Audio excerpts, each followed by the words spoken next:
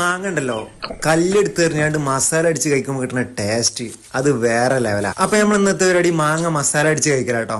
ഉപ്പ് മുളക് സുർക്ക അച്ചാറ് പൊടിയൊക്കെ എടുത്തുകൊണ്ട് കൊയമ്പാക്കി വെച്ചിന്. മാങ്ങന്റെ 4 സൈഡും വെട്ടിട്ട് കൊടുത്താണ് മസാല കയറ്റി വെക്കുന്നുണ്ട്. വായിൽ വെള്ളം ഒന്നുകൂടെ ഒന്ന് ലൈക്ക് അടിച്ചേക്കേ.